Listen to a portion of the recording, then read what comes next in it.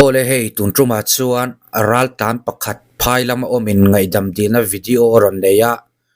engponi se he pa hi Josepha ni in an soya ke phei chuan a hming tak po ka hrelowa engang chi inge tong kamaron nei kan ngai thla howanga khuat tur om ang le thin kei fek fek a om chuan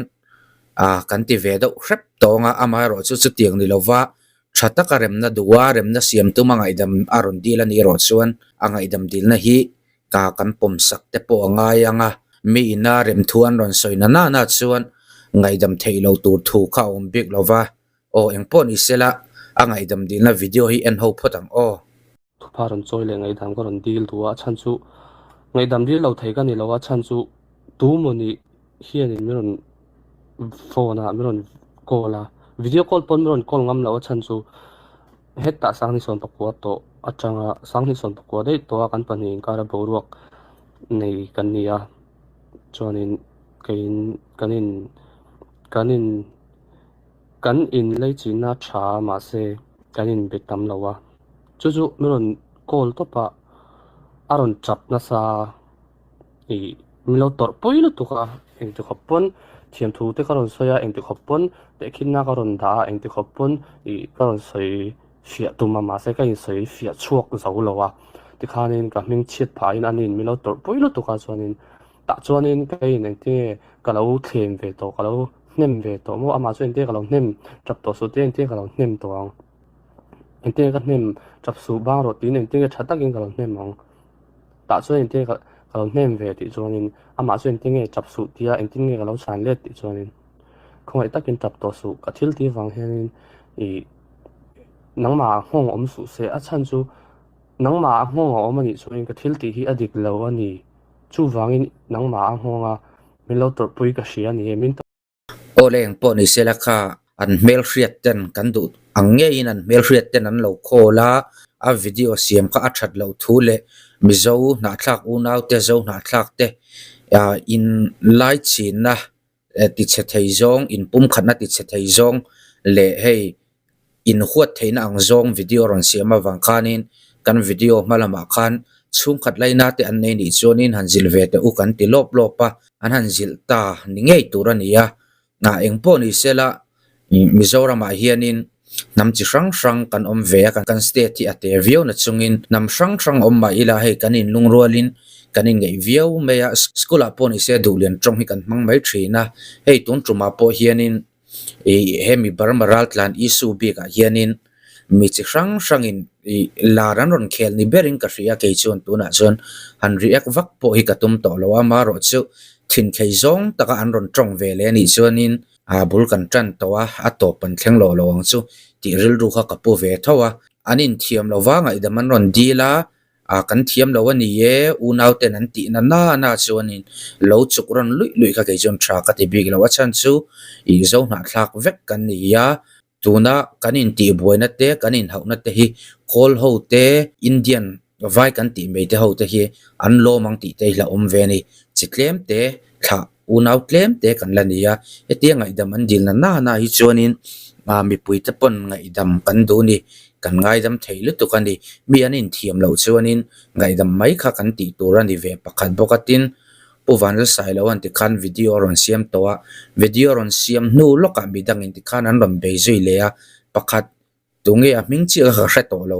ling min ron thona ka ve na kha pe chuanin a video a khanin pu sai lo wa mut fu lo wangin chin kan buai ti te na ron da kan ena amaro chu khatiang la ron khel lu tuk kha chu lo react lar chon kha ka pe big lo ani chan chu tuna kan isu hi a mei lo wa thil serious takania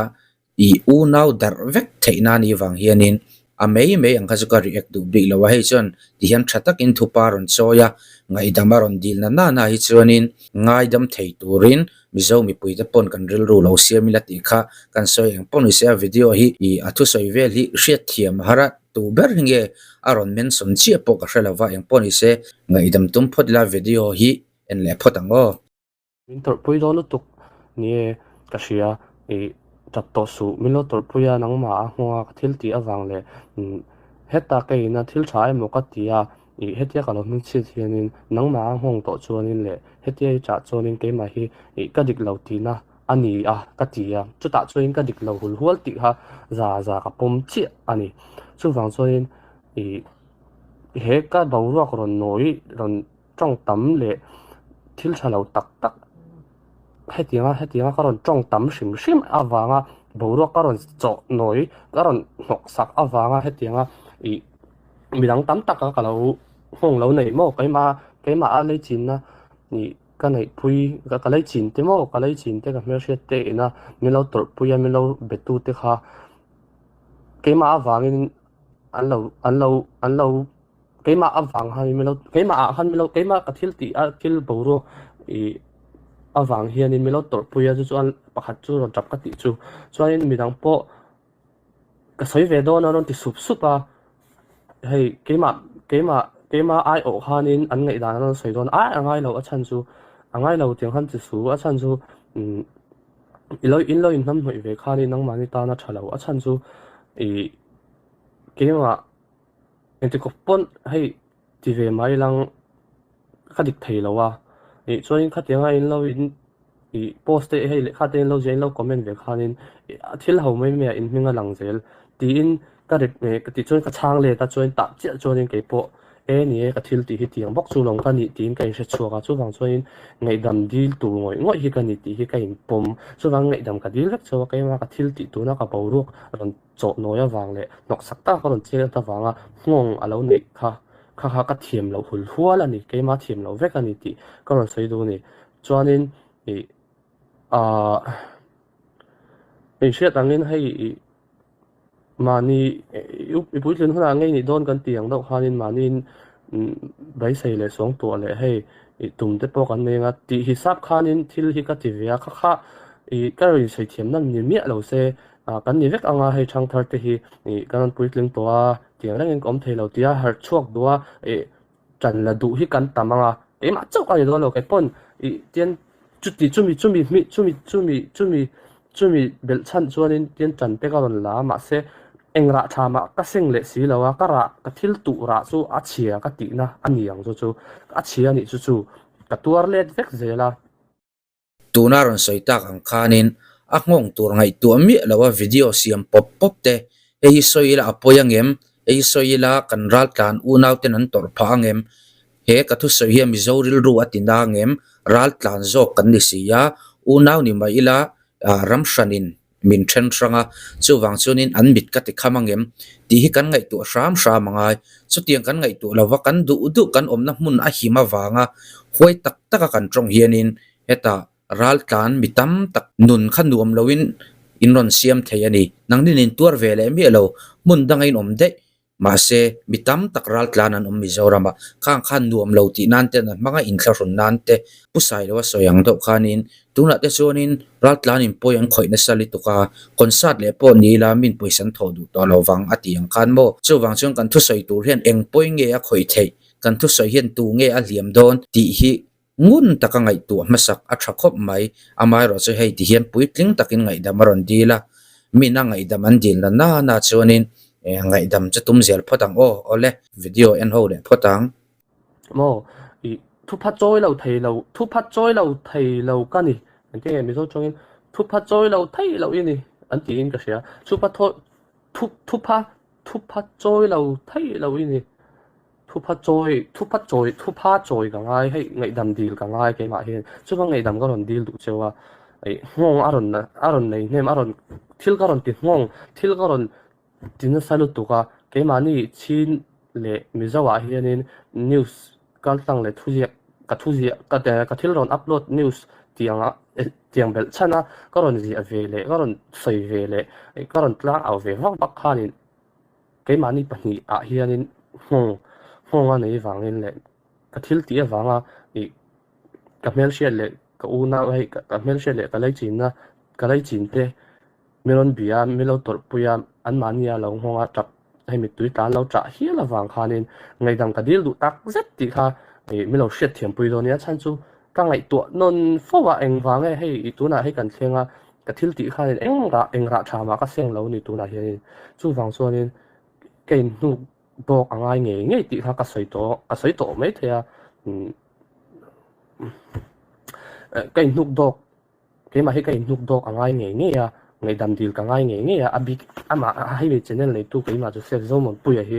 keima hi anin ngai dam dil ka nga ya thu pha ka ron choi nga ya personal do in keima personal in ngai dam dil mi zong zong he ngai dam ka ron dil duwa i thu pha mi zong zong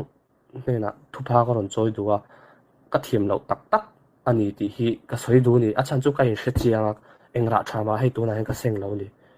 chu wang mi lo ngai dam sha mo la i engma ti kha i mi lo hriat thiam pui do ni a chan chu ka ngai tu non fo wa eng wang e hei i tu na hei kan thlenga ka thil ti kha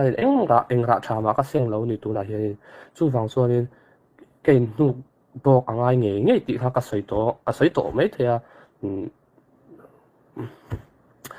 cái nút đọc cái mà cái nút đọc angai nge ya ngai dam dil ka ngai nge ya abi ama hi mi channel le tu cái mà chu sel zo mon pu ya hi cái mà hi anin ngai dam dil ka nga ya thu pha ka ron choi nga ya personal do in cái mà personal in ngai dam dil mi zong zong he nga ngai dam ka ron dil duwa i thu pha mi zong zong he na thu pha ka ron choi duwa ka thiam lo tak tak ani ti hi ka soi du ni a chan chu kai hre chiang engra thama hei tu na hen ka seng lo ni chu wang mi lo ngai dam sha mo la i engma hei avati chai ti thei ka ni lo tu na hian a chan chu engra thama hei ka seng lo ke man personal in ke ma hian in personal hian in engra thama ka tu ra tha hi ka tu ra chu a tha lo tu na hian in personal in ke ma tu ra hi a tha lo chu wang in personal in ngai dam ka ron dil ke ma hian ngai dam ka ron dil chewa thu pha ka ron choi do ni chu ange ka soi du chu ni ro se chuan in leng vak channel hak en vek to a ka ron chun zom lawang halam pang hei mi dang lam pang a chuan mo i ka thu hriat le chiar te hi a changkai lem lo ni hi ke ma tan hian le mi dang tan pon ka lo chang mi dang in lo changkai pui lo ka thil ti hi kha wang khanin cái nút đọc nghe chu ngai ni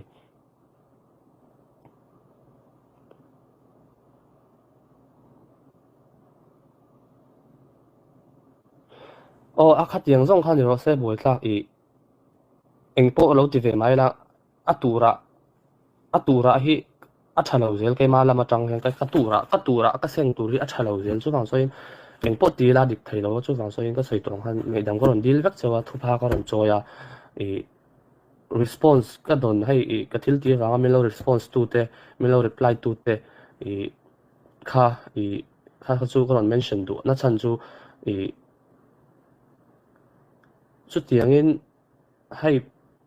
a hran pain poi ka ti te chem lowa ma se i aruk te chuan in ngoi reng hianin i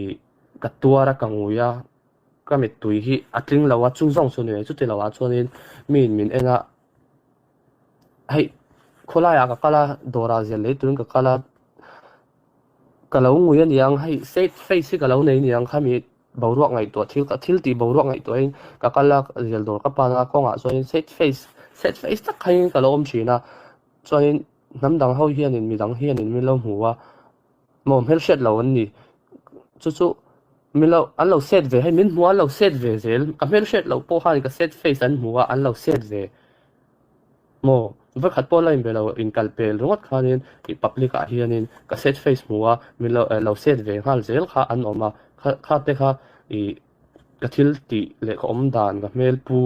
te zong zong hianin i mi dang a honga nei ti kha a thalo ni chu ka ti dik lo ka a thalo ni chu ka thil ti hi ole kha to ban ngai dang ko ron dil vek chewa thu pha ko ron choya i chuanin i ka lai chin le mel fiat te po nang mani a hong lo nei lo se a chan chu i nang mani a lo hong chuanin i ke ma ka in thiam lo zel so in thiam lo tu reng ka ni ka han da po tang ron soi thui vak ka du lo a chan chu thu bel hei soi du kan lo nei zela a poi lo a mi hring in nia poi lo mi lo hei tu na po live chat a hei ron soya poi me lo ta ti me ang chuanin i hemi video hi tuna hen tin ka out ke ka chuak ka stream ka live stream hi ka ti top rual hianin thil karon lekha ka zinga title a chuanin a title chu grammar ti ania lekha karon ziak dona Facebook group vela ka the dar anga ka post anga mo title chu grammar ti ni dona chuanin ka YouTube post pa ngai hemi YouTube community an ti thina tun ha chon ma se tu na chuanin anon update a post an ti to a ta po khan ka ziak anga chuanin Facebook group a ka post anga chuanin ka YouTube channel community post an ti to a chumi a chuan ka upload ka post bo anga chuanin tu tenge tu nang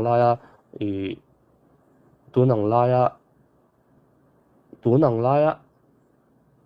kha zu sei to la ka sei so le do na san zu a chalo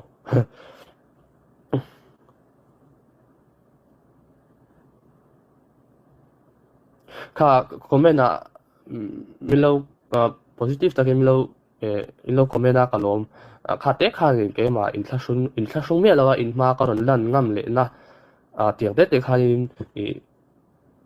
ilo comment a in ma hian in kina lo ko lai po min hu le hona chuanin ka lo in thla shun vak ka reng lo a chan chu tiang te kha nin ke ma in thla shung su kan ha thiam che lom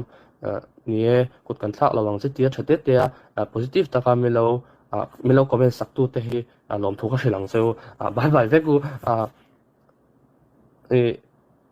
like share let's subscribe to le au Joseph bye bye and ti ha ma se bye bye ma atlai to heta hian tu na dar som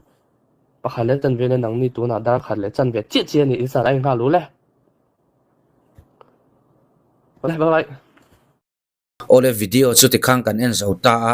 eng po ni se pa ti mei tai la aron in chira thu paron cho ngai da madila amaro chu ha video han en hian engemu soi cha khi chu alanga ni amaro chu mi in thataka ngai da man ron dil meu chuan mi zo mi pui te pon ni kan unau pai ni lom ti in lo ngai dam tlang tai la eng po ni se la he boina hianin trong tam li tu khi poyani dik tak soi chuan mi zo ram mi te hi chinamo manipur khoya po varal tlan taila kan omna kan ral tlana mun mi te hi kan ti boing ka ringlo in thla rung tak le in kil toi tak an mit mei veng ru ranin kan omang khatiang mi zia kha mizoram ma cheng te hi chon kan nei ni tuna Burma tang mitam takan unau ten non ral tlana in thla runa hne ka in thla rung ngoi ru kan ti chuang lo amaro chu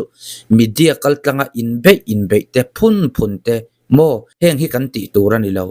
kan omna muna mi hring cheng te mit mei hi kan ven thiam angai chuwang chuanin tuna china chuanin hetiang boina chuak thei thil hi soi to lo wa thakho me eng poni se hei mi na ngai dam adil chuan ngai dam mai kha kan ti turania Christian kan nia a thu soi vel kha hriat thiam chu har ang reng viau me amaro chu a mel nen han anila ngai dam dila du ni a mel a hlim lo ani ti kha ama pon a soina sa chuwang chuan angai dam dil na hi lo pom sak me kha mizo mi puite pon kan ti tur ni in ka hria chan chu a cheber thleng turin in dowa in hala in ti boireng tur chuanin nam tlem te kan la ni ya en tu mi puite pon se pa ngai dam ron dil na hi pom sakila a hnu le om lo sela a hnu le om chuanin thila boi thlak to thin chuwang chuan en pon hi se ngai dam mi tum photang le kan du tok le photang